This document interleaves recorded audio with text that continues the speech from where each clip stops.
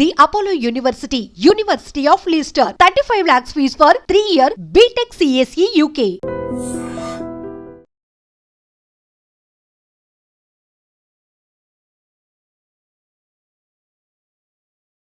పోతున్నాను ఈ రోజు ఏమైనా అవకాశం ఇస్తారా అని రిక్వెస్ట్ చేస్తే వారు దయతో కన్సిడర్ చేసి ఈ రోజు మాకు సమయం ఇచ్చారు. వారు ఇచ్చినటువంటి సమయాన్ని ప్రకారంగా ఈరోజు కమిషన్ వారిని కలిసి మా దగ్గర ఉండేటువంటి అదనపు సమాచారాన్ని ఈరోజు కమిషన్కు అందించడం జరిగింది. ఈ మధ్యకాలంలో మీడియాలో వస్తున్నటువంటి వార్తలు, తప్పుడు ప్రచారాలను దృష్టిలో పెట్టుకొని కమిషన్కు మరింత స్పష్టమైనటువంటి సమాచారాన్ని ఇవ్వాలని మా దగ్గర ఉన్నంత మేరకు, ఎందుకంటే మేము ఈరోజు ప్రభుత్వంలో లేము, డాక్యుమెంట్స్ అన్నీ కూడా ప్రభుత్వం దగ్గర ఉంటాయి. మేము చీఫ్ సెక్రటరీ గారికి, జీఏడీ సెక్రటరీ గారికి కూడా, ఇరిగేషన్ సెక్రటరీకి కూడా నేను లేఖ రాశాను. ఇన్ఫ్యాక్ట్ నాకు ఆ రోజుల్లో తీసుకున్న కేబినెట్ నిర్ణయాలు కానీ, ఆ రోజుల్లో తీసుకున్న కేబినెట్ నోటు కానీ, డిపార్ట్మెంట్కి సంబంధించిన సమాచారం అంతా కావాలని చీఫ్ సెక్రటరీకి, జీఏడీ సెక్రటరీకి, ఇరిగేషన్ సెక్రటరీకి ముగ్గురికి కూడా లేఖ రాశాను. కానీ వారి నుంచి స్పందన రావడం లేదు. బట్ ఏది ఏమైనా మా దగ్గర అందుబాటులో ఉన్న సమాచారం, నా దగ్గర ఉన్నటువంటి పూర్తి సమాచారాన్ని క్రోడీకరించి ఈరోజు కమిషన్ వారికి ఒక నోట్బుక్ను, ఒక బుక్ను సబ్మిట్ చేయడం జరిగింది. సో మా దగ్గర ఉన్న సమాచారం ప్రకారంగా మేడిగడ్డ, అన్నారం, సుందిల్లా బ్యారేజీలకు సంబంధించి 6 సార్లు కేబినెట్ నిర్ణయాలు జరిగాయి. 6 సార్లు కేబినెట్లో ఆమోదం పొందిన పేపర్స్ అన్నీ కూడా ఈరోజు కమిషన్ వారికి అందించాం. అంతేకాకుండా 3 సార్లు శాసనసభ అప్రూవల్ కూడా పొందడం జరిగింది. ఆ 3 సార్లు శాసనసభ అప్రూవల్స్ ఎప్పుడెప్పుడు జరిగాయి, ఆ శాసనసభలో జరిగినటువంటి డాక్యుమెంట్స్, జరిగిన చర్చ, వాటన్నిటినీ కూడా ఈరోజు కమిషన్కు అందజేయడం జరిగింది. నార్మల్గా శాసనసభ అనేటువంటిది మొత్తం రాష్ట్రం యొక్క లెజిస్లేచర్ అప్రూవల్ అనేది కేబినెట్ కంటే కూడా ఇంకా ఉత్తమమైనటువంటిది. సో 6 సార్లు జరిగిన కేబినెట్ అప్రూవల్ వివరాలను, 3 సార్లు జరిగిన శాసనసభ అప్రూవల్ వివరాలను, చర్చ వివరాలను పూర్తి స్థాయిలో ఈరోజు కమిషన్ గారికి డాక్యుమెంట్లతో సహా మేము అందజేయడం జరిగింది. అయితే జనరల్గా కమిషన్ విషయాలు ఇంకా అది కమిషన్ ఈజ్ ఆన్ గోయింగ్ కనుక దాని వివరాలన్నీ కూడా మేము ఇప్పుడు బయట పెట్టలేము. అయితే ఆ డాక్యుమెంట్ ఇచ్చేసి రిసీవ్డ్ కాపీ మేము తెచ్చుకున్నాం. సందర్భం వచ్చినప్పుడు తప్పకుండా పూర్తి వివరాలు కూడా ఇస్తాం. సో క్లుప్తంగా 6 సార్లు కేబినెట్ అప్రూవల్, 3 సార్లు శాసనసభ అప్రూవల్ జరిగిన అన్ని డాక్యుమెంట్లను ఆధారాలతో సహా మేము అందించాం. ఇంతకు మించిన వివరాలు కూడా ఉన్నాయి వాస్తవానికి, కానీ ఈరోజు ప్రభుత్వం మాకు ఇవ్వడం లేదు. సరే, ప్రభుత్వం మరి కమిషన్కి ఇచ్చింది అని పత్రికల్లో చదివాం. ఇచ్చిందా లేదా మాకు తెలియదు. అందులో ఎంతవరకు దాచారు, ఎంతవరకు ఇచ్చారు, వీ డోంట్ నో. వాస్తవానికి ఆ సమాచారం కూడా నేను అడిగాను. మొన్న ఇరిగేషన్ సెక్రటరీ గారికి కూడా కమిషన్కు మీరు అందించిన సమాచార వివరాలు అందించండి అని ఇచ్చాం. నిజంగా మీరు ట్రాన్స్పరెంట్గా ఉండదలుచుకుంటే సెట్ మాకు ఇవ్వండి. ఇవ్వడానికి ఎందుకు సంకోచిస్తూ ఉన్నారు? You give all the details. ఇచ్చినట్టయితే మరింత పారదర్శకంగా ఉంటుంది కదా. మా అనుమానం ఏంటంటే వీళ్ళు అసలు కమిషన్కు పూర్తి స్థాయిలో వివరాలు ఇస్తున్నారా లేదా, వాళ్ళకు అవసరమైన మేరకే ఇస్తూ ఏమైనా తప్పుదో పట్టిస్తున్నారనే అనుమానాలు మాకున్నాయి. అవి నివృత్తి కావాలంటే ఆ కాపీ అంతా మాకు ఇవ్వండి. ఎందుకంటే ఆ రోజు జరిగిన నిర్ణయాలు, కేబినెట్ నోట్స్ అన్నీ కూడా మాకు అందించండి అని చెప్పి నేను లేఖ రాశాను. ఇస్తే మంచిది, ఇవ్వకపోయినా పర్వాలేదు. బట్ మా దగ్గర ఉన్న సమాచారాన్ని మాత్రం కమిషన్కు పూర్తి స్థాయిలో మేము అందించడం జరిగింది. ఇకపోతే నిన్న ముఖ్యమంత్రి గారు పీపీటీ పెట్టారు. మొన్న ముఖ్యమంత్రి గారు మాట్లాడిన దాని మీద డీటెయిల్గా మళ్ళీ త్వరలో కూడా మేము మా పార్టీ తరఫున పీపీటీ పెడతాం, వివరాలు కూడా అందిస్తాం. బేసిక్గా చెప్పాలంటే ముఖ్యమంత్రి గారు నిన్న మాట్లాడినటువంటి విషయాలు అవన్నీ కూడా గమనిస్తూ ఉంటే, ప్రజాభవన్లో ఏదైతే పవర్ పాయింట్ ప్రజెంటేషన్ ముఖ్యమంత్రి గారు నిన్న ఇచ్చారో దాన్ని బట్టి చూస్తే 50 ఏండ్ల కాంగ్రెస్ పాలనలో కాంగ్రెస్ పార్టీ చేసిన ద్రోహాలను కవర్ పాయింట్ ప్రజెంటేషన్ లాగా, ఆ ద్రోహాలను కప్పిపుచ్చడానికి అది పీపీటీ కాదు, అది కవర్ పాయింట్ ప్రజెంటేషన్ లాగా మాకు కనబడ్డది.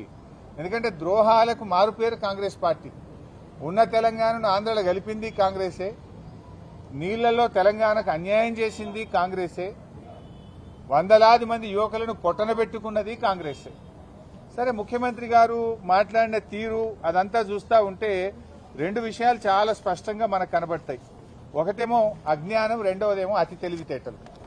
ఒక రకంగా బాధతో చెప్తున్నాను. నేను ఏదో విమర్శించాలని చెప్పట్లేదు, రాజకీయాల కోసం మాట్లాడతలేదు. ఇప్పుడు నేను మాట్లాడేది కమిషన్కి సంబంధం లేదు, కమిషన్ది క్లోజ్ చేసిన. ఎందుకంటే కమిషన్ ఉన్నప్పుడు ఎక్కువ వివరాలు కమిషన్ పరిధి దాటి మాట్లాడకూడదు. What I'm talking is related to CMs PPT. So ఒకటి అజ్ఞానం, రెండు అహంకారం. అహంకారంతో కూడినటువంటి అజ్ఞానము, అహంకారంతో కూడినటువంటి అతి తెలివి. ఏంటి, మేము ఏం చెప్పినా ప్రజలు నమ్ముతారు, మేము అబద్దాలు మాట్లాడినా ముఖ్యమంత్రిగా కుర్చీలో కూర్చున్నా కదా జనాన్ని నమ్మిస్తా అని ముఖ్యమంత్రి గారు అనుకుంటున్నారు. సో రెండు విషయాలు, చాలా వివరాలు ఉన్నాయి కానీ సింపుల్గా 2-3 విషయాలు మాత్రమే చెప్తారు. ఒకటి 299, 512 ఇది శాశ్వత ఒప్పందం చేసుకున్నారని పదే పదే ఒక అబద్దాన్ని 100 సార్లు చెప్తే నిజమైద్దనే విధంగా రేవంత్ రెడ్డి గారు, ఉత్తమ్ కుమార్ రెడ్డి గారు వ్యవహరిస్తూ ఉన్నారు. బాధ కలిగేది ఏంటంటే తాత్కాలిక నీటి వినియోగానికి, నీటి పంపకానికి తేడా లేకుండా ఈ రేవంత్ రెడ్డి గారు మాట్లాడుతూ ఉన్నారు. నీటి వినియోగం అనేది కేఆర్ఎంబీ చేస్తుంది, నీటి పంపకం అనేది ట్రిబ్యునల్ చేస్తుంది. నీటి వినియోగం అనేది ఆ సంవత్సరానికి మాత్రమే పరిమితం అవుతుంది, నీటి పంపకం అనేది శాశ్వతమైనటువంటిది. మీరేం చెప్తారు, శాశ్వతంగా 299 సంతకం పెట్టారనే ఒక అబద్దాన్ని పదే పదే ప్రచారం చేస్తున్నారు. వాస్తవానికి ఆ 299 ఎక్కడి నుంచి వచ్చింది?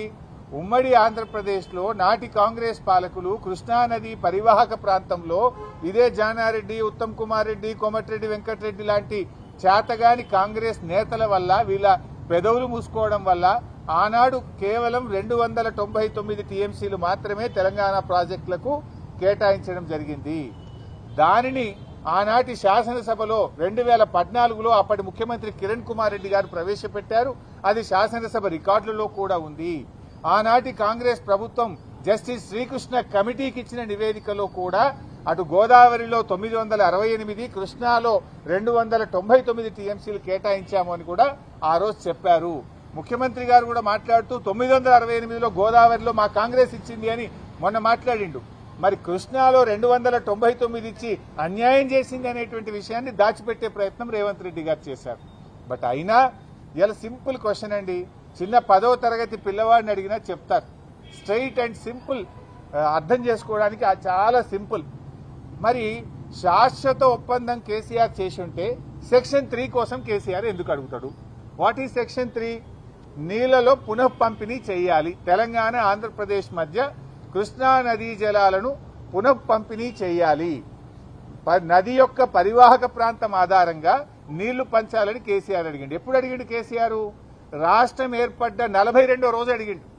జూలై 12వ తేదీ నాడు ఢిల్లీలో సెక్షన్ 3 కింద నీళ్లు పంపిణీ చేయండి, మాకు 299 ఇచ్చి అన్యాయం చేశారు, మా తెలంగాణకు 69% నదీ పరివాహక ప్రాంతం ఆధారంగా నీళ్లు కేటాయించాల్సిందే, ఇది మా హక్కు అని కేసీఆర్ రాష్ట్రం ఏర్పడ్డ 42వ రోజు వేశాడు.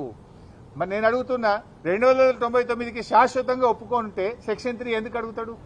సెక్షన్ 3 విషయంలో ఉమాభారతి గారిని స్వయంగా కలిశారు, గడ్కరీ గారిని స్వయంగా కలిశారు, షెకావత్ గారిని కలిశారు, ప్రధానమంత్రిని కూడా కలిశారు.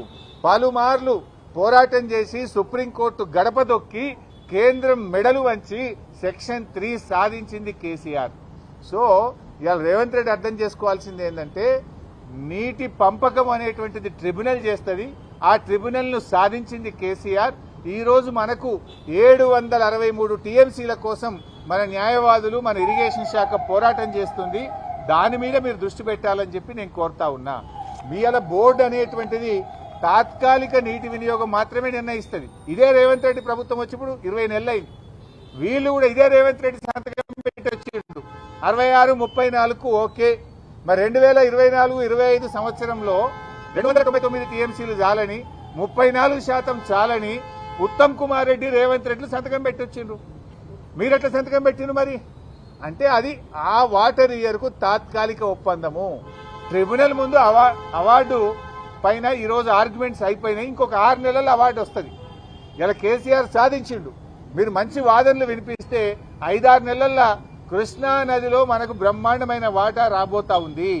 నేను అందువల్లనే మీతో కోరేది, ఆలోచించి ఇప్పుడు మంచి వాదనలు వినిపించి మీరు కృష్ణా నదిలో మన వాటాను సాధించండి. అనవసరంగా అహంకారంతోనో వెటకారంను చాలించండి. తెలంగాణకు ఉపకారం చేసే మంచి బుద్ధితో నడుచుకోవాలని చెప్పి నేను రేవంత్ రెడ్డిని కోరుతా ఉన్నా. చెప్తాను వెటకారం అహంకారం కాదు, కావాల్సింది తెలంగాణకు ఉపకారం. ఆ బుద్ధితో ఆలోచించండి. నేను సింపుల్గా అడుగుతున్నాండి. అజ్ఞానం అనే ఒక మాట అన్న రేవంత్ రెడ్డి, చాలా పెద్ద మాట అనకూడదు, కానీ నిజంగా బాధతో అంటున్నా. ఎందుకు అజ్ఞానంతో మాట్లాడారు చెప్పాలా? మీరు కూడా వీడియో ప్రజెంట్ చేయండి, ఇంకోసారైనా తప్పు చేయడు. ఆయన పాత వీడియోలు మాట్లాడినవి చూపించండి, ఇప్పుడు నేను మాట్లాడింది చూపించండి. ఏం మాట్లాడింది రేవంత్ రెడ్డి? మొదటి రోజు గోదావరిలో 1000 ఇచ్చేసాయి, కృష్ణాలో 500 ఇచ్చి చంద్రబాబు నాయుడు నీ ఇష్టం ఉన్నది నీళ్ళు తీసుకపో, 1000 ఇచ్చేసాయి, 500 ఇచ్చి నీ ఇష్టం బుద్ధినంత రాసుకపో, కృష్ణానదిని దోచుకో అని చెప్పి ఆయనకు బ్లాంకెట్ సర్టిఫికేట్ ఇచ్చిండు రేవంత్ రెడ్డి. అది అజ్ఞానంతో మాట్లాడినటువంటి మాట. ఎందుకు ఈ మాట అంటున్నా? గోదావరిలో 968 కాదు, వరద జలాల్లో 1958 టీఎంసీల హక్కు ఉన్నది. 2918 టీఎంసీలు గోదావరిలో తెలంగాణకు రావాలని కేసీఆర్ ఆ రోజు మాట్లాడినరు. 2918 రావాలని కేసీఆర్ అడిగితే రేవంత్ రెడ్డి 1000 చాలు, ఇక చంద్రబాబును మొత్తం తీసుకుపో అన్నాడు. ఎప్పుడైతే ఈ విషయాలు నేను బయట పెట్టినో తన అజ్ఞానాన్ని గ్రహించి నాలుక ఖర్చుకొని రేవంత్ రెడ్డి ఇప్పుడు నిన్నేం మాట్లాడతాడు అంటే, లేలే వరద జలాల్లో మా వాటా ఉన్నది, అందులో కూడా మేము మాకు ఇవ్వాలి కదా నువ్వు అని ఎప్పుడు మాట్లాడిండు? ఆయన అజ్ఞానాన్ని మేము బయట పెట్టి, అయ్యా కేసీఆర్ 918 అడిగిండు, నువ్వు 1000 అడిగినావు, ఇది తెలంగాణకు అన్యాయం అని చెప్పి నేను డాక్యుమెంట్లు బయట పెడితే ఆయన అజ్ఞానాన్ని సవరించుకునే ప్రయత్నం చేసిండు. కృష్ణాలో కూడా ఏమంటాడు? 500 చాలని రేవంత్ రెడ్డి అన్నాడు. ఉత్తమ్ కుమార్ రెడ్డి నిన్న మాట్లాడినప్పుడు ఏమన్నాడో చూడండి. నిన్న పీపీటీలో ఉత్తమ్ కుమార్ రెడ్డి ఏమంటాడు? 573 టీఎంసీల కోసం ట్రిబ్యునల్ ముందు మా న్యాయవాదులు వీరోచిత పోరాటం చేస్తుండ్రు అన్నాడు. నేను రేవంత్ రెడ్డి అజ్ఞాని అనుకున్నా కానీ ఉత్తమ్ కుమార్ రెడ్డి కూడా ఇంత పైలట్ చదువుకున్నడివి, కనీసం 20 నెలలైంది నువ్వు నీళ్ల మంత్రి అయి, గది కూడా అవగాహన తెచ్చుకోకపోతే నేను బాధపడతా ఉన్నా, చింతిస్తా ఉన్నా. ఎందుకు ఈ మాట అంటున్నా అంటే, ట్రిబ్యునల్ ముందు మన అడ్వకేట్లు 763 టీఎంసీలకు వాదనలు వినిపిస్తున్నారు. తెలంగాణ హక్కు 763 టీఎంసీలని ట్రిబ్యునల్ ముందు కృష్ణానది హక్కుల కోసం మన న్యాయవాదులు, మన ఇరిగేషన్ శాఖ పోరాటం చేస్తే 500 చాలని ముఖ్యమంత్రి అంటాడు, 573 చాలని నీళ్ల మంత్రి అంటాడు. మీరు అసలు ఏం మాట్లాడుతున్నారు? అంటే మీ మాటలు ఈ రాష్ట్ర ప్రయోజనాలకు గొడ్డలి పెట్టు, నష్టం జరుగుతాయి ఈ రాష్ట్రానికి, అన్యాయం చేస్తా ఉన్నారు ఈ రాష్ట్రానికి. ఏంది మీరు అసలు చంద్రబాబు నాయుడు చెప్పినట్టు పని చేస్తుండ్రా, ఈ రాష్ట్రం కోసం పని చేస్తుండ్రా? 500 చాలు, 573 చాలు అనేటువంటి మాటలు అజ్ఞానంతో కూడినటువంటి మాటలు. మన న్యాయవాదులు 763 టీఎంసీల కోసం పోరాటం చేస్తున్నారు. ఇంకోసారి అజ్ఞానాన్ని వీడండి, బాగా చదువుకొని డిపార్ట్మెంట్తో మాట్లాడి మీరు మాట్లాడండి. ఎందుకంటే మొన్న ఏమైంది? బేసిన్ల గురించి తెలియని ముఖ్యమంత్రి అని ఆయన రాష్ట్రం పరువు తీసిండు. నీ పరువు పోతే పోయింది, కానీ తెలంగాణ ముఖ్యమంత్రికి దేవాదులే ఏ బేసిన్లో ఉందో తెలియదు, బంకచెర్ల యాడుందో తెలియదు అంటే ఇది నీ గౌరవం పోయినట్టు కాదు. మా బాధ ఏంటంటే తెలంగాణ జాతి గౌరవం పోతుందని మేము బాధపడతా ఉన్నాం. బేసిన్లు తెలియని ఆయన ముఖ్యమంత్రి అయిపోయిండు, బేసిక్లు తెలియని ఆయన నీళ్ల మంత్రి అయిపోయిండు. ఏం చేయాలి? ఇటువంటి వ్యక్తులతో ఈ రాష్ట్ర ప్రయోజనాలు ఏం కావాలి? బేసిక్ ఎంత తెలియదు అంటున్నా. నువ్వు 20 నెలలైంది నీళ్ల మంత్రి అయి, కొత్తకు కూడా కాలేదు. 763 టీఎంసీల కోసం నీటిపారుదల శాఖ ట్రిబ్యునల్ ముందు అఫిడవిట్లు వేసి వాదనలు వినిపిస్తుంటే నేను పోయొచ్చిన అంటాడు ఇంకీన. మరి ఈయననేమో 573 చాలంటాడు. ఇది చాలా బాధతో నేను మాట్లాడుతా ఉన్నా. ఇంకో మాట అన్న అతి తెలివితేటలు అని. ఇది అజ్ఞానం గురించి చెప్పిన, ఇక అతి తెలివి గురించి కూడా చెప్పాలి. అంటే రేవంత్ రెడ్డి ఏమనుకుంటు, నాకే తెలివి ఉంది జనాలకు లేదు, నేను ఏం చెప్తా జనం నమ్ముతారు అని అనుకుంటుంటారు. నిన్న ఆయన మాట్లాడుతూ ఒక మాట ఏమంటాడు అంటే, అతి తెలివి మాటలు ఏం మాట్లాడిందంటే, నిన్న ఉమ్మడి ఆంధ్రప్రదేశ్లో మేము 54 లక్షల ఎకరాలకు నీళ్లు ఇచ్చినాం. అప్పుడు అయిన ఖర్చు 91,000 ఎంతో అన్నాడు ఎకరానికి, 93,000 కోట్లు అన్నాడు. 54 లక్షల ఎకరాలకు నీళ్లు ఇచ్చిన అన్నాడు. ఎంత బాధ కలుగుతుందంటే, ఆ 54 లక్షలు ఏం కలిపిండో తెలుసావే? రేవంత్ రెడ్డి తాత పుట్టక ముందు గట్టిని కూడా కలుపుకున్నాడు. నాయన కాదు, రేవంత్ రెడ్డి కాదు, ఆయన పుట్టక ముందు, ఆయన నాయన పుట్టక ముందు, ఆయన తాత పుట్టక ముందు, ఆయన ముత్తాత పుట్టక ముందు కట్టిన ప్రాజెక్టులు కూడా కలుపుకున్నాడు. ఏంటిది? 400 ఏండ్ల కింద కాకతీయ రెడ్డి రాజులు కట్టించిన చెరువులు కూడా ఉమ్మడి కాంగ్రెస్ పార్టీ చేసిందట ఉమ్మడి ఆంధ్రప్రదేశ్లో. మన నిజాం నవాబు కట్టిన నిజాం ప్రాజెక్టులు, నిజాం కాలంలో కట్టిన ప్రాజెక్టులు కూడా మేమే కట్టినాం మా కాంగ్రెస్ హయాంలో అని అలా కలుపుకున్నాడు.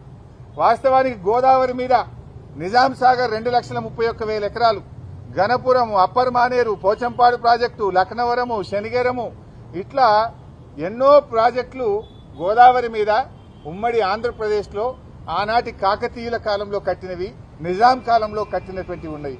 కృష్ణానది మీద ఆర్డీఎస్ 87,000 ఎకరాలకు నీళ్లు ఇచ్చే ఆర్డీఎస్, వైరా, పాలేరు, పాకాల, దిండి, కోయిల్ సాగరు, ఆసిఫ్ నహర్, ఇలాంటి ఎన్నో ప్రాజెక్టులు కృష్ణానది మీద దేశానికి స్వాతంత్రం రాకముందు కట్టినాయి. ఇవన్నీ కూడా మేమే కట్టినాం కాంగ్రెస్ వాళ్ళం అంటాడు ఆయన. అంటే ఇది అతి తెలివి కాదా? ఇట్లా మీరు చూసినట్టయితే 16 లక్షల ఎకరాలు ఆంధ్రప్రదేశ్ రాష్ట్రం ఏర్పడక ముందే 16 లక్షల ఎకరాలు మరి కాకతీయుల కాలంలో, నిజాం కాలంలో తెలంగాణకు నీటిపారుదల సౌకర్యం ఏర్పడ్డది. ఈ 16 లక్షల్ని కూడా కలుపుకొని 54 లక్షలకు ఇచ్చిన అని చెప్పి రేవంత్ రెడ్డి గారు నిన్న పచ్చి అబద్దం మాట్లాడిండు. ఒకటి. రెండోది ఏమంటాడు, ఆ 54 లక్షల్లో ఈ 16 తీసేస్తే మనకు ఉండేది 42 లక్షలు, 40 అయితే ఎంత 38. ఈ 16 తీస్తే 38.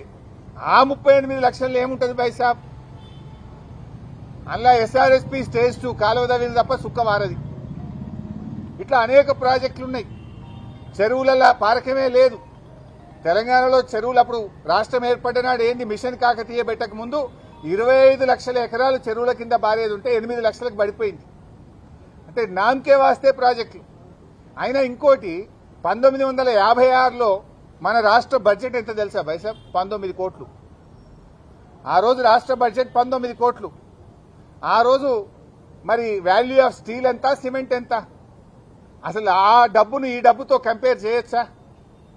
ఆ రోజు నేను రూపీ యొక్క వాల్యుయేషన్ చూస్తే ఆనాటి 100 రూపాయలు ఇవాళటి 10,434 రూపాయలకు సమానం.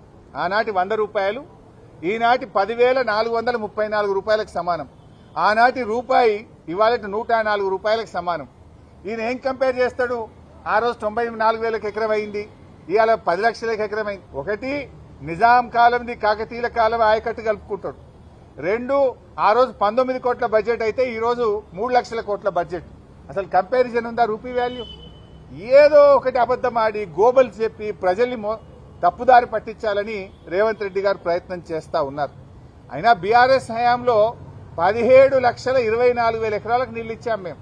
దాన్ని 15 లక్షలని చెప్పిండు. దాంట్లో 2,24,000 తక్కువ చూపించాడు. బీఆర్ఎస్ 9.5 సంవత్సరాల్లో 2 ఏళ్లు కరోనా వచ్చినా 17,24,000 ఎకరాల కొత్త ఆయకట్టుకు నీళ్లు ఇచ్చాం. 31,50,000 ఎకరాలకు స్టెబిలైజేషన్ చేశాం. మొత్తం బీఆర్ఎస్ హయాంలో 48 లక్షల ఎకరాలకు సాగునీరు అందించింది. 17,24,000 కొత్త ఆయకట్టు, 31,50,000 ఎకరాలు స్టెబిలైజేషన్. దీన్ని మేము సాధిస్తే దాన్ని 15 అంటాడు. అంటే ఈ రకంగా అతి తెలివితేటలు ప్రదర్శించి ప్రజల్ని తప్పుదో పట్టించేటువంటి ప్రయత్నం ఇవాళ రేవంత్ రెడ్డి గారు చేస్తున్నారు. 10 ఏళ్లు కాంగ్రెస్ పాలించింది మాకంటే ముందు.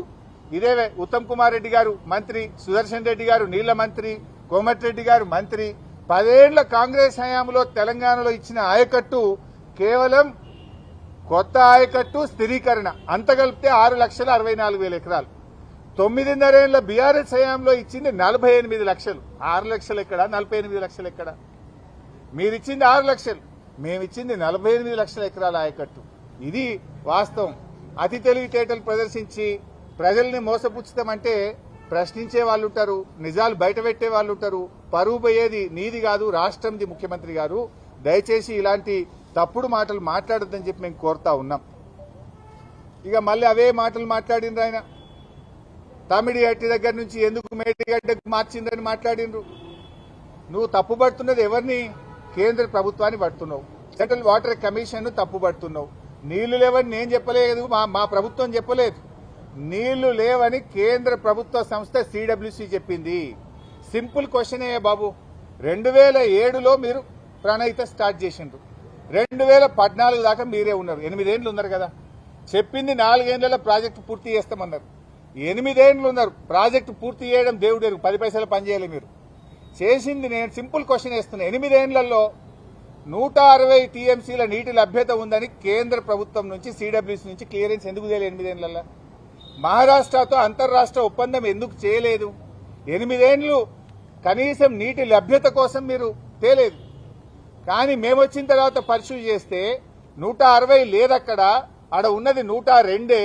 కానీ మీరు తీసుకోగలిగింది 44 మాత్రమే తేలింది. వైల్డ్ లైఫ్ సమస్య వచ్చింది. మహారాష్ట్ర ససేమిరా అన్నది. మీలాగా మేము మొబిలైజేషన్ అడ్వాన్సులు ఇచ్చి పర్సెంటేజీలు కమిషన్లు తీసుకొని ప్రజల్ని మోసం చేయాలనా? మేము ఉద్యమం చేసిన వాళ్ళం, రాష్ట్రాన్ని సాధించిన వాళ్ళం, ప్రజలకు నీళ్లు ఇవ్వాలనే లక్ష్యంతో మేము నీళ్లు ఎక్కడున్నాయో వ్యాప్కో సూచిస్తే మేడిగడ్డ దగ్గర పెట్టాం. మరి అదే కేంద్ర ప్రభుత్వ సంస్థ సిడబ్ల్యూసి తమ్మిడిహట్టి దగ్గర నీళ్లు లేవని చెప్పింది. మేడిగడ్డ దగ్గర 282 టీఎంసీల నీటి లభ్యత ఉన్నది అని మాకు పర్మిషన్ ఇచ్చింది, అనుమతి ఇచ్చింది. అన్ని రకాల అనుమతులు మేము తెచ్చాం. డాక్యుమెంట్స్ ఉన్నాయి. అసెంబ్లీలో చర్చ పెట్టు దమ్ముంటే అన్ని తీసుకొని చర్చకు రావడానికి సిద్ధం. నువ్వు ఊకే రచ్చ చేయడం బంద్ చేయి. నీకు చేతనైతే నీ ఇష్టమున్న డేట్ పెట్టు. నువ్వు పెట్టిన డేట్కి అసెంబ్లీకి వస్తాం, చర్చ చేస్తాం, ఒప్పిస్తాం. నిన్ను కాదు, రాష్ట్ర ప్రజలందరికీ నిజానిజాలు తెలియాల్సినటువంటి అవసరం ఉంది. ఏ రోజైనా ఎప్పుడైనా మేము చర్చకు సిద్ధం. ఒకటే షరత్ ఏంటంటే మైక్ కట్ చేయొద్దు, అసెంబ్లీని వాయిదా వేసుకొని పారిపోవద్దు. నిజాయితీగా నిలబడు. ఎన్ని రోజులైనా చర్చిద్దాం, ఎన్ని గంటలైనా చర్చిద్దాం. అందరి మాటలు ప్రజలు వింటారు, నిజానిజాలు ప్రజలు అర్థం చేసుకుంటారు.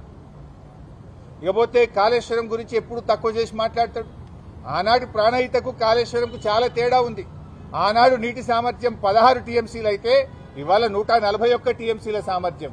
ఆనాడు పంపింగ్ సామర్థ్యం 1.8 టీఎంసీ అయితే ఈ రోజు 3 టీఎంసీ ఉంది. ఆనాడు నీటి వినియోగం ప్రతిపాదించింది 160 టీఎంసీలు అయితే ఈ రోజు 240 టీఎంసీలు. ఆనాటి ఆయకట్టు 16 లక్షల ఎకరాలైతే ఈనాటి ఆయకట్టు 37 లక్షల ఎకరాలు. ఆనాడు భూసేకరణకు మీరు 2 లక్షల రూపాయలు పెడితే ఈ రోజు యావరేజ్ గా 12 లక్షల రూపాయలు పెట్టారు.